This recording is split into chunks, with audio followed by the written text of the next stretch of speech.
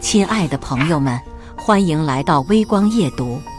公司效益不好，濒临破产，我动用私人关系为公司拉了2个大单。当我申请活动经费的时候，却被副总拿着申请单甩在脸上，说没有公司这个平台，我就是个屁，也好意思申请那么多钱。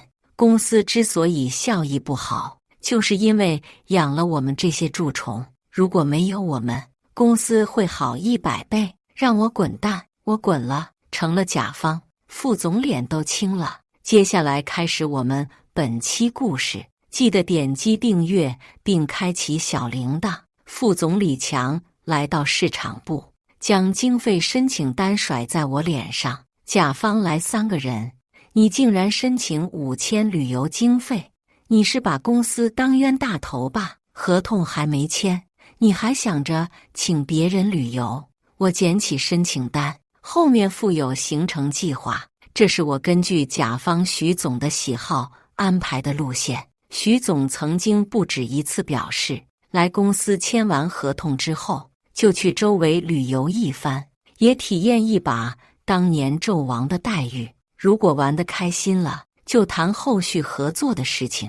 为了促成长期合作，我特意去当地了解了情况之后，按照最高规格制定了这次的行程计划。3个人4500的花费，500的备用金，用来购买纪念品，目的就是为了让徐总他们玩开心。李强从我手中夺过行程计划，直接撕碎。这次的项目你就别跟了，由徐曼负责。徐曼，你先跟甲方对接，就说这个项目你全权负责，就签个合同，多大点事儿啊，是个人都能干。说完，李强转身离开。徐曼莞尔一笑，对我露出挑衅的表情。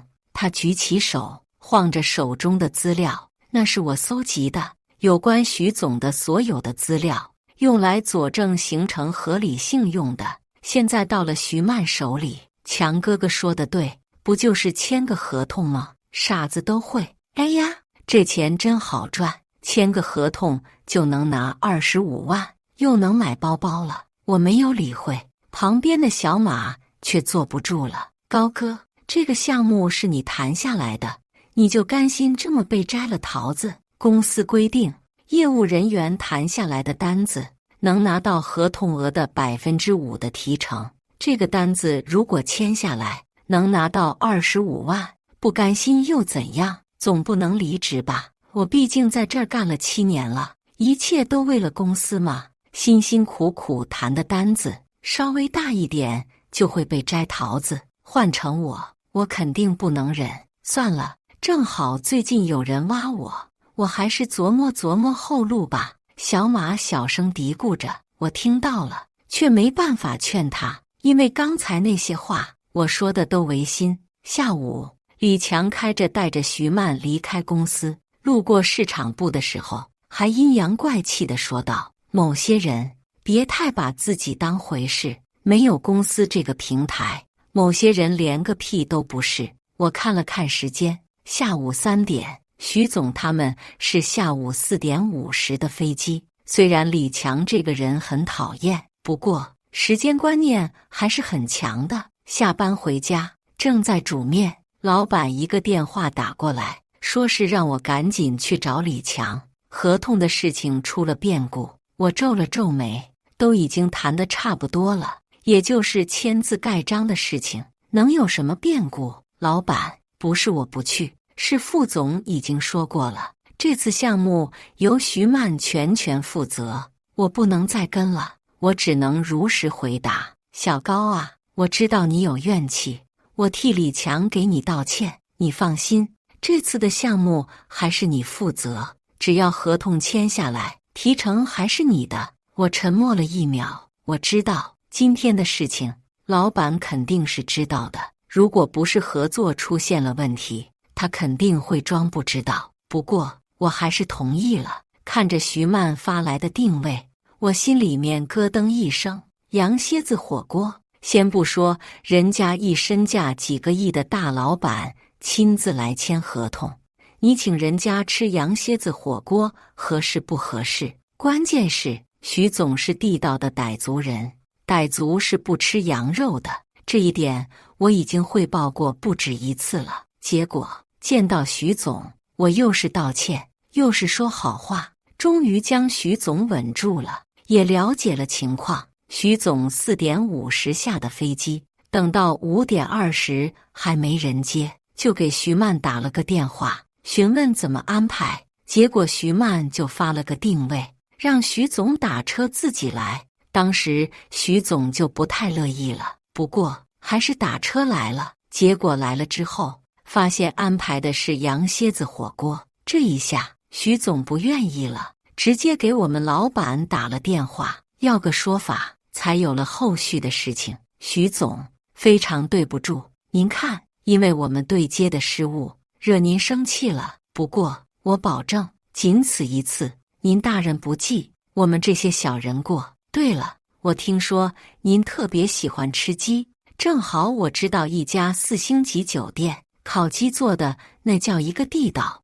您好不容易来一趟，不尝尝不亏了吗？包厢里点完菜，我正在思考着怎么才能打消徐总心中的怒气的时候，徐曼直接拿出了合同，推到徐总面前。徐总，你看，正好现在有时间，就把合同签了吧，一会你也能好好喝几杯。我暗道一声糟糕，抬头看去，徐总的脸色再次冷了下来。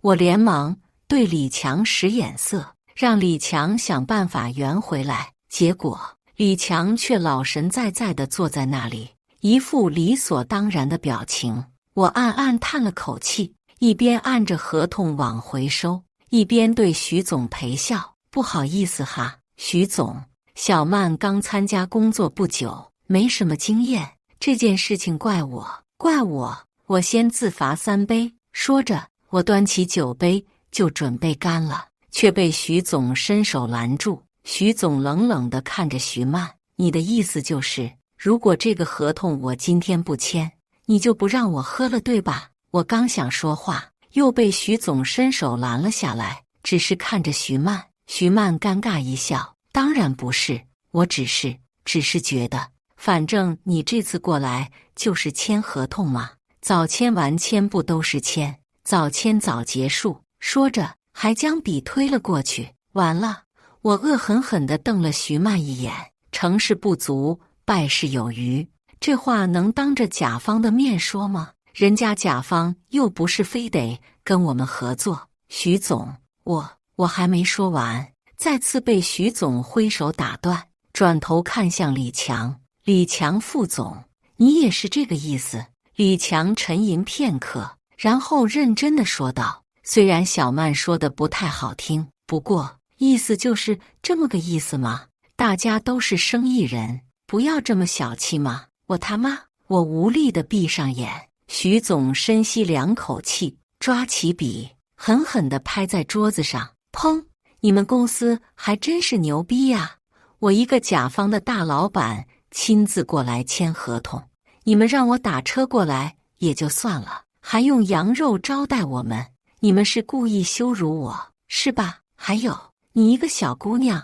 不等徐总说完，徐曼噌的一声站起来，尖声喊道，人家都已经道过歉了，你们还想怎么样吗？没完没了了是吧？喊完，拎着包包摔门而出。我傻眼了，我从没见过如此给甲方甩脸子的乙方。徐总也傻眼了，一时之间不知道该说什么了，估计他也没遇到过这种情况。李强轻咳一声，徐总啊，我知道你们是甲方，我们是乙方，可是我们毕竟都是公司，我们是平等的。你这么说，我们公司的员工有点不太合适吧？说到这里，李强竟然站了起来，将桌子上的合同抽走，塞进了公文包里。通过今天这件事，我感觉你这人品不太行，所以我回去以后会慎重考虑是否跟你们签合同。毕竟老板的人品不好，公司的信誉也不会太好。看着李强离开的背影，我脑子里只有一个想法：李强这厮不会是对手公司派来的卧底吧？不应该呀，李强不是老板的小舅子吗？你们公司真牛逼，你们是我见过最牛的一方。说完，徐总带人离开。第二天刚到公司，就被通知到老板办公室。李强和徐曼已经在办公室了。徐曼哭得梨花带雨，看到我进来，直接说道：“老板，你问问他就知道了，他什么都没有说徐总是傣族人不吃羊。”我顿时一阵火大，我给李强总上交的资料里面，还有行程里面都写了，徐总是傣族人，要去哪家4星级酒店吃烤鸡。李强指了指桌子上的资料：“你给我的只有这一页，是你申请4000旅游经费的，怎么可能？我明明给你了，我昨天还见到。”不等我说完，老板狠狠地拍了一下桌子：“够了，高明，我将这个项目的合同交给你了，我不管你用什么办法，一定要将这次的单子签下来。签下来了，你的提成不变；签不下来，损失你来承担。”我沉默了片刻：“合同价格，我要100万的浮动，要不然昨晚的事情，徐总那边没办法交代。可以，旅游经费的事情，批好，我尽力。”离开公司，我想办法打听到徐总去了牡丹城，我没有犹豫，直接订了火车，赶往牡丹城。我早就了解过，今晚有妲己的演出，徐总肯定不会错过。果然，当我赶到的时候，徐总正在跟妲己合影。看到我的时候，徐总脸上的笑容瞬间消失，不过却没有说什么。等到徐总合影之后，我连忙拿出准备好的演出票。徐总，好巧啊，正好我抢了4张百花仙子以及男扮妲己的套票，您这大老远的来一趟，只和女版妲己合个影，有点亏哈。因为最近旅游的火爆，套票已经很难买了。徐总有些异动，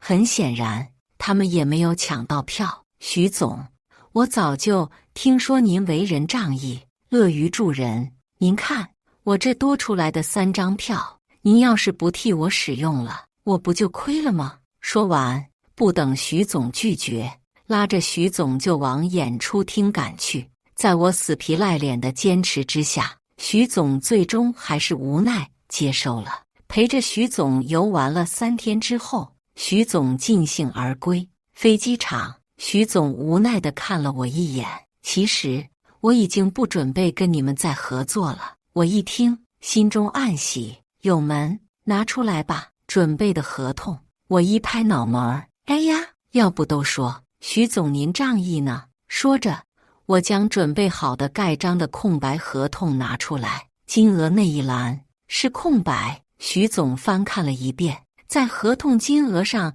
填上了500万，然后签字盖章推给我：“小高啊，看在你的面子上，我和你们公司只合作这一次。”我嘿嘿一笑，能得徐总青睐这一次，就是我们天大的造化了。至于以后吗？如果徐总愿意，我们肯定会竭诚为您做好服务。如果我们没有达到徐总的要求，那只能说我们福分还不够，我们继续提升。徐总轻轻地拍了拍我的肩膀：“考虑考虑，以后跟着我干，工资翻倍，提成加2个点。”我挠了挠头：“这个，徐总啊，我们老板对我有知遇之恩，所以……”不等我说完，徐总就再次拍了拍我的肩膀：“我等你。”说完，别有深意地看了我一眼，然后转身离开。公司举办了庆功会，李强在台上各种拍马屁，都说甲方是乙方的衣食父母。我说：“甲方算个屁！什么是父母？父母会无偿地将一切给孩子，甲方会吗？甲方不会。我们是合作关系，我们是平等的。你们看，我在酒桌上那么说他们最终不还是将单子给咱们了？这说明什么？这说明我姐夫，咱们的老板牛逼，咱们公司牛逼。所以我们应该怎么办？我们应该感恩公司，感恩咱们老板。如果不是咱们牛逼的老板，咱们很多人连工作都没有，更何谈挣钱养家。来，让咱们一起感谢老板。下面是一群叫好之声，带头鼓掌的不是别人，正是老板。我在角落里微微摇头，公司还是那个公司，可是却也不再是曾经的那个公司了。曾经，老板告诉我们，我们是一家人，公司就是我们的家，老板是家长，带着我们一起努力，将家变得更好。可是现在，下属小马挪到我旁边，高哥，我要走了，手续已经办完了。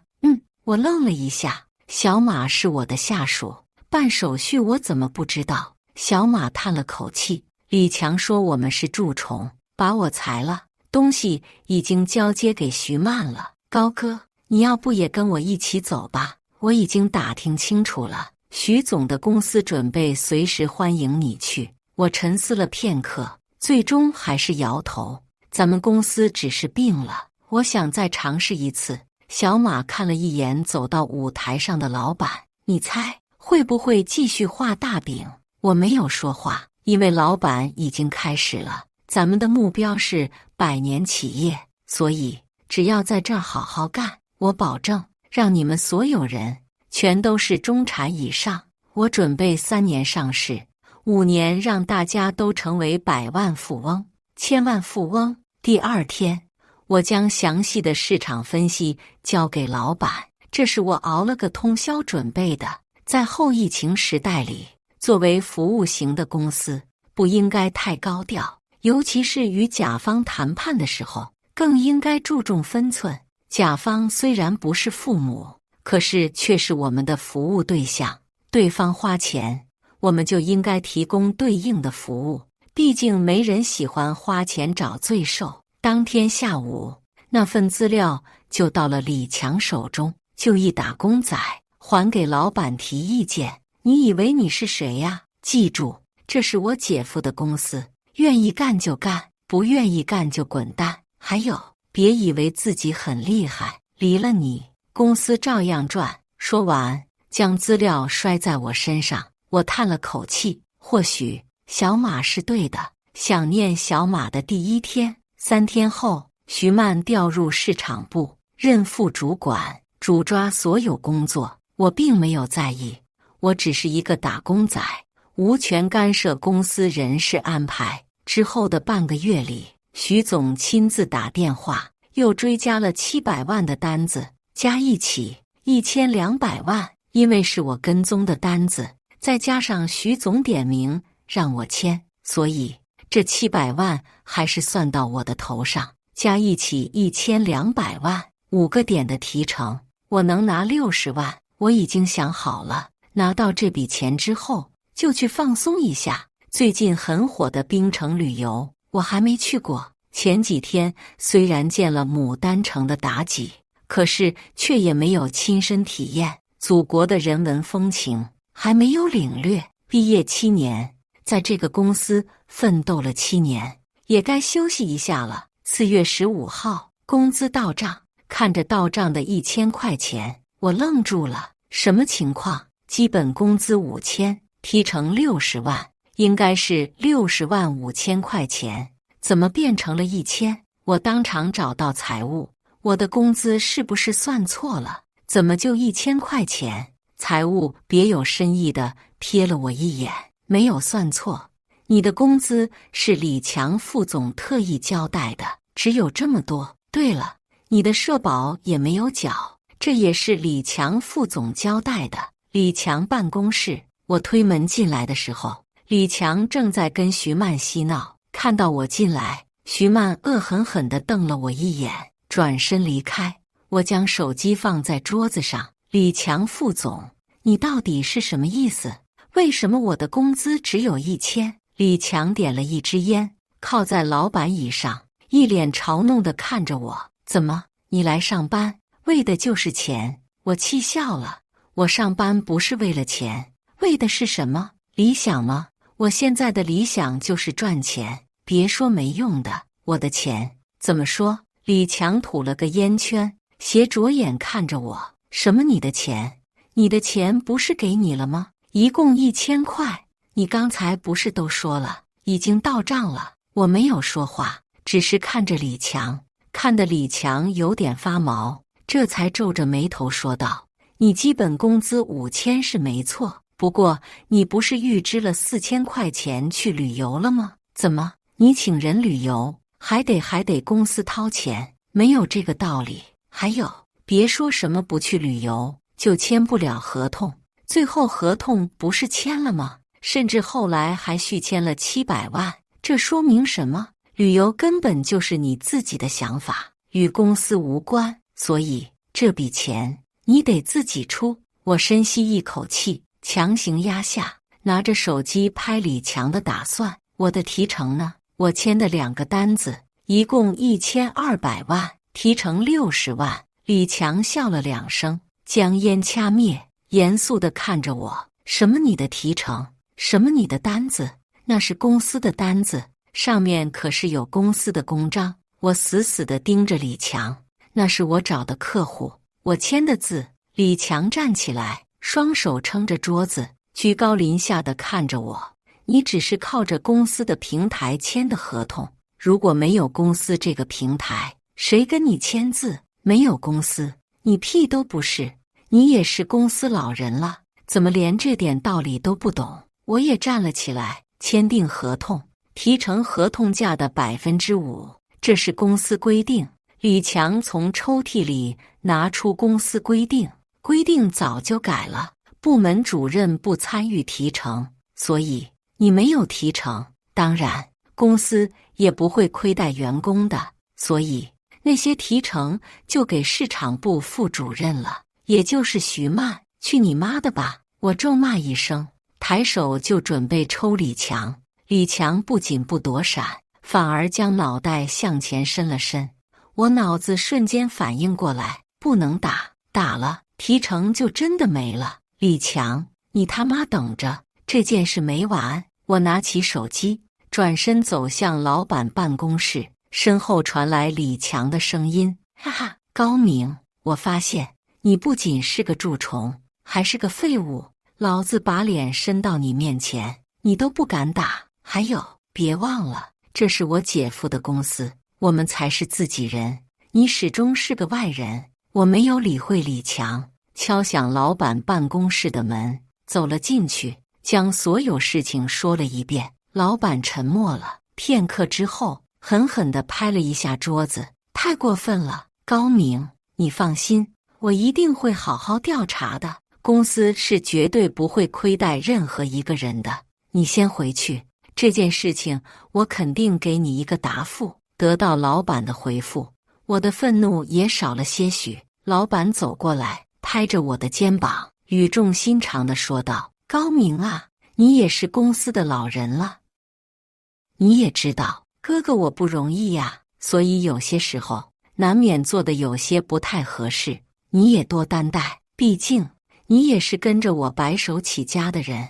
哥哥我叫良心，讲的就是良心，你就相信哥哥这一次。”我不由得回想起那段岁月，我毕业就来到了这家刚刚开业的公司，为了拿到第1个合同，我在雪地里守了甲方2天，到第3天早晨，甲方终于被我们的诚意感动，给了第1个价值50万的单子。我一个电话打过去，老板兴冲冲地赶过来，签了合同。那时候，老板高兴得像个孩子。我叹了口气：“老板，我相信你。”我回去继续上班，等待着老板的结果。结果第2天，李强却将一张纸甩在我的脸上。我拿起来一看，裁员通知书。公司最近效益不好，公司为了能够更好地活下去，裁掉一批只知道拿钱不知道干事的蛀虫。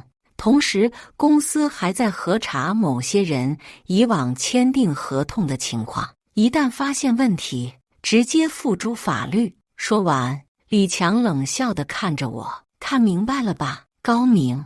这是我姐夫的公司，你就是个外人，是个蛀虫，还想要60万的提成，结果被裁了吧？告诉你，只要老子在一天，你1毛钱都拿不到，滚蛋吧，蛀虫！我再也压制不住心中的怒火，一巴掌抽在李强的脸上，啪！李强被我一巴掌抽懵了，一时之间没有反应过来，我却没有任何犹豫，将李强按在地上，一拳头又一拳头地砸在李强的身上。杀人了！救命啊！快来人啊！李强的惨叫声惊醒了周围的同事，一群人围了上来，将我们拉开。不到10分钟，帽子叔叔赶来，徐曼报的警，我们被带到了局子。最终的结果，我赔给李强5万，我也被拘留7天。出于对我的同情，帽子叔叔没有为难我，给我弄了个单间。7天里，我想了很多，想到了和老板一起白手起家的日子，也想到了最近的情况。这时候，我才明白，时代变了，老板变了，而我一直没变，跟不上时代了。7天之后，我怅然地走出拘留所，天有些阴沉，犹如我现在的心情。滴滴，喇叭声响起，我转头看去，只见不远处停着一辆车，车旁边站着一个人，不是别人，正是徐总，和我签订了1200万单子的徐总。兄弟，这次能跟哥哥走了吧？徐总微笑着伸开双臂，我沉默了瞬间，也微笑着走到徐总面前，跟徐总狠狠地拥抱了一下，承蒙不弃。今后我高明，愿做马前卒，赴汤蹈火，还是那家4星级酒店，还是那个包间，还是曾经我点的那些菜。兄弟，今天为你庆祝，庆祝你的新生。徐总端起一杯酒，我端起酒，和徐总碰了一杯。上一次没能吃成烤鸡，哥哥我可是难受了很久，这次一定要好好吃一顿。徐总一边说着，一边将一个鸡腿放到我碗里。从今天开始，只要有哥哥一只烤鸡，就有兄弟你一个鸡腿。我愣了一下，认真的点头，拿起碗中的鸡腿，狠狠地咬了一口。说实话，我感动了。作为一个身价几个亿的大老板，能够为我这样一个小人物做到这些，就算被骗，我也知足了。酒过3巡，菜过5味，徐总将一份劳动合同推到我面前，我翻开看了一眼，底薪1万，提成10个点。徐总，多了，我在上一家公司，底薪5000，提成5个点。徐总不屑地擦了擦手，那是他们有眼不识金镶玉，我那时候还以为你底薪1万，结果就给5000，7年，你跟着他们干了7年，才给那么点。兄弟，你还真是个性情中人啊！说完，将笔给我，签吧。兄弟，在我眼中，你价值更高，只不过你刚过来，我只能给你这么多。我刷刷签上自己的名字，端起一杯酒，徐总，大气，哈哈哈！徐总哈哈大笑，端起酒杯，跟我狠狠地碰了一下，干！一杯酒下肚，我才想起来，徐总做的是科技，我不太懂。徐总，我在你哪儿做什么？你也知道，我就是一个普通的商务人员，对你们公司的很多事情还不太精通。徐总摆了摆手，目光灼灼地看着我，兄弟，我了解了你的事情。说实话，你们公司不讲究，哥哥我之所以给他们第2个单子，就是看在你的面子上，想要让你好过一点，结果却害了你。哥哥我咽不下这口气，所以我决定让你负责你所在的这个省跟乙方对接的事务。什么？我心跳猛地加速。徐总为我倒了一杯酒，兄弟，舞台给你搭好了，别让哥哥我失望哟。哥哥我最喜欢看戏了，嘿嘿。对了，你原本的手下那个叫小马的，现在也在哥哥公司，我还把他给你。我也嘿嘿一笑，是啊，这场闹剧也该有个结果了。第2天，我正式上任，做的第一件事就是抽查原公司的第1批货。根据合同，甲方支付40%，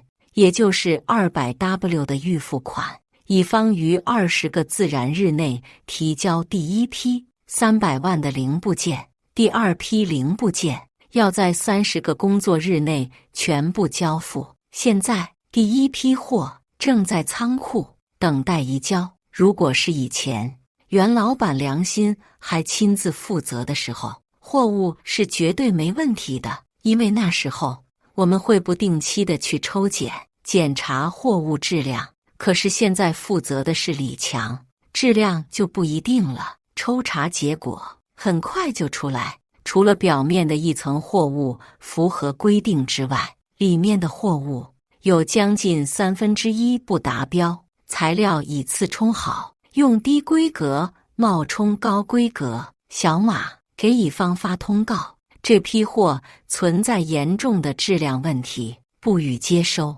请乙方拉走，予以整改。同时郑重警告乙方老板良心，请乙方按照合同，在30个自然日内交付符合规定的所有零部件，否则我们将会走法律程序。小马嘿嘿一笑，放心吧，高哥，兄弟一定为你报仇。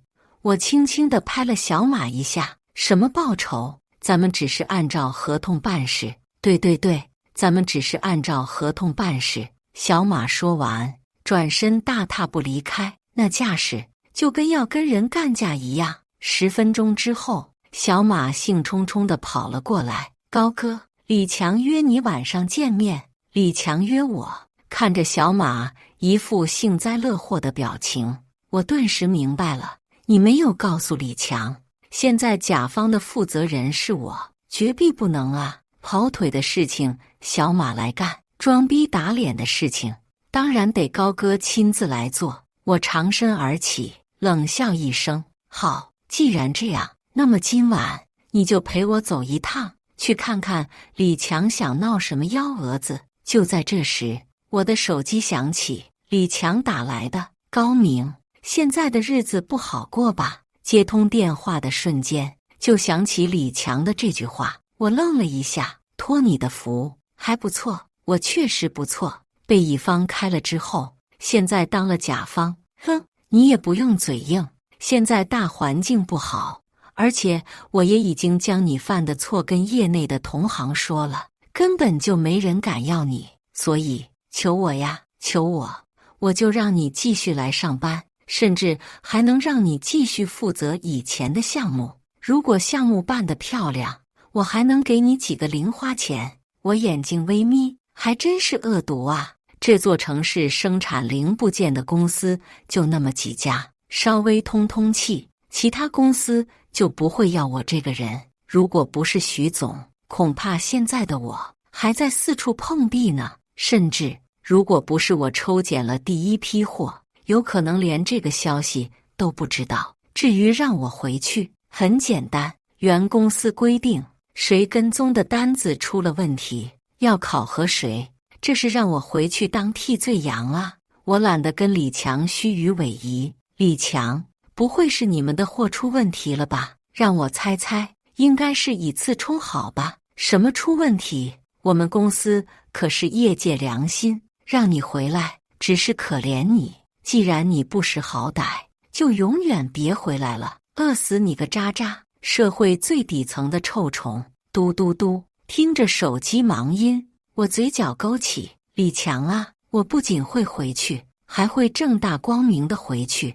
我拿出了甲方的身份，你该如何应对呢？晚上6点，5星级酒店的包厢之中，小马推开门，我率先走了进去。房间中不仅有李强和徐曼，还有一个花枝招展的美女。那个美女我见过，徐曼的闺蜜，职业公关。看到我的瞬间，李明皱了皱眉。高明，你来干什么？滚出去！我微微一笑，坐在了座位上。同时小马也跟了进来，恭敬地站在我的身后。李总，重新介绍一下，这位是我们高主任，徐总的全权负责人，你今天约的就是他。小马郑重地介绍道。高明跟吃了2斤半奥利给一样，脸色难看。职场上最尴尬的就是你裁掉的人转身成了甲方爸爸李副总。你约我来谈什么？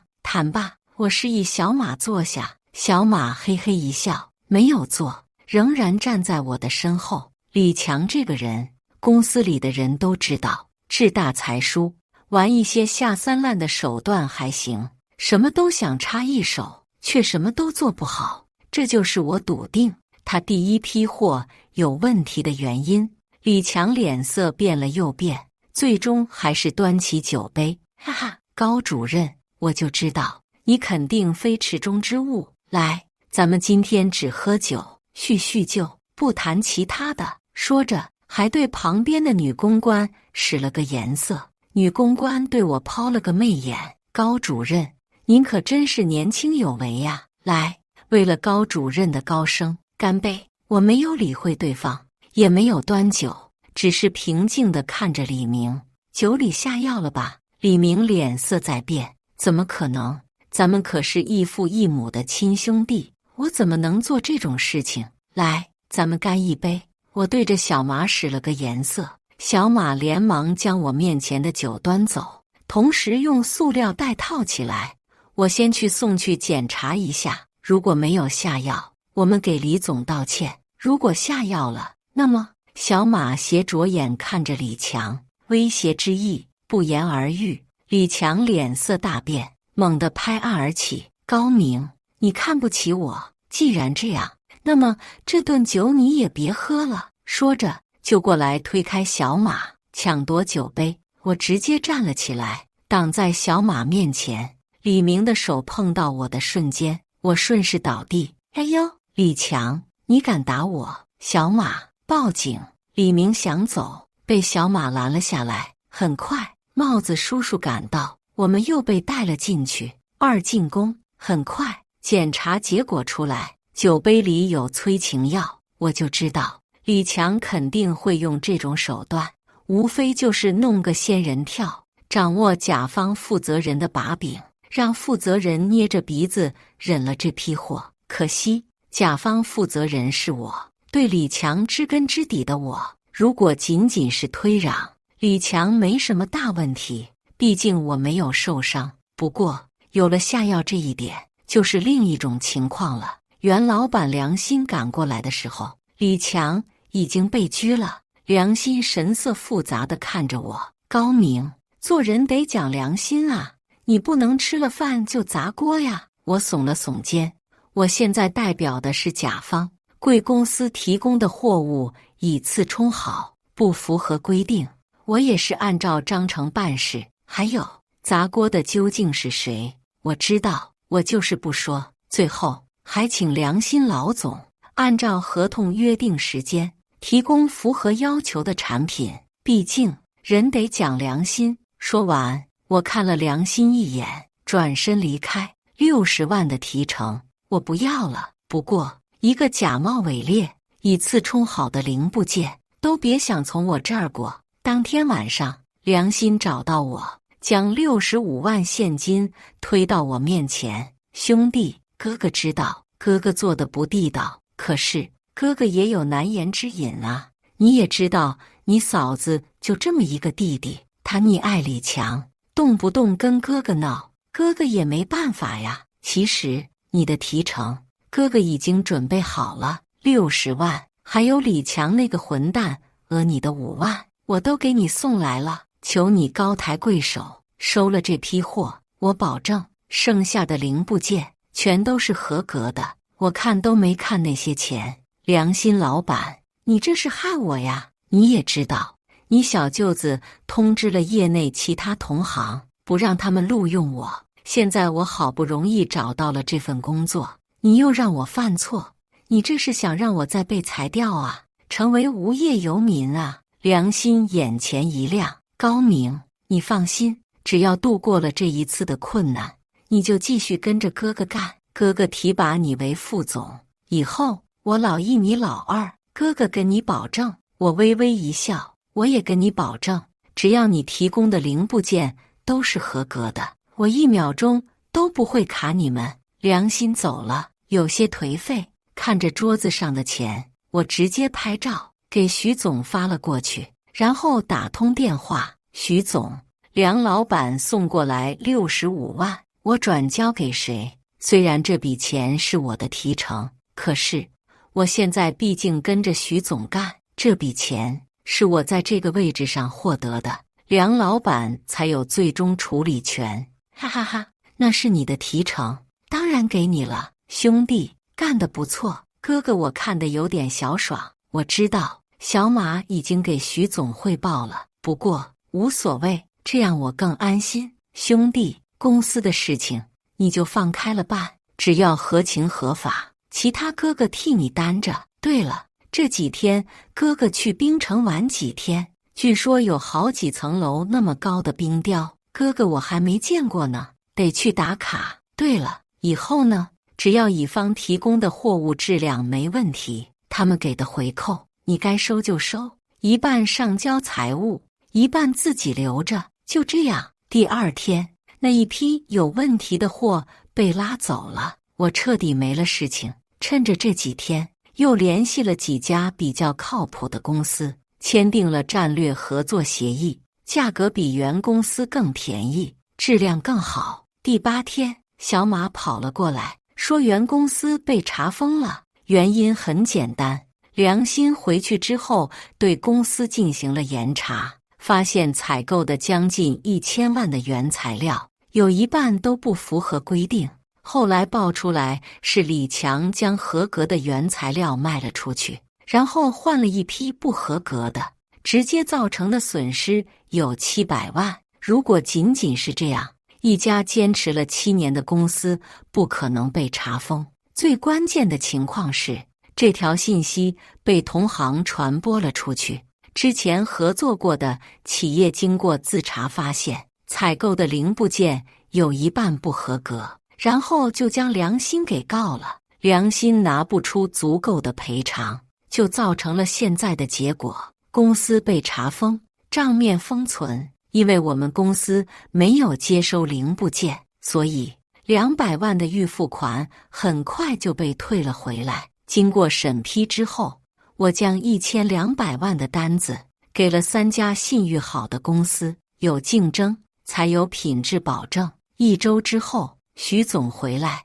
冻得跟孙子似的，不过却白了好几度，据说是被冰城大爷搓泥儿了。半个月后，3家公司交货，经过抽检合格之后，我的工作暂时告一段落。兄弟，正好现在没事，走，咱们再去一趟牡丹城。我诧异地看着徐总，老徐，你不是去过了吗？我记得还是我亲自安排的。徐总一甩大背头，以前咱们还不熟，没有放开，哥哥都想好了，这次去了一定要动手动脚。对了，你小子挣了不少钱，这次还是你安排。我比了个 OK， 我办事，你放心，这次一定给你创造一个和男版妲己动手动脚的机会。感谢大家的观看，本期故事精彩吗？欢迎大家在下方评论区吐槽。如果你喜欢这类故事，记得点击订阅微光夜读，并分享给更多的人，这会对我帮助很大。再次感谢大家的观看。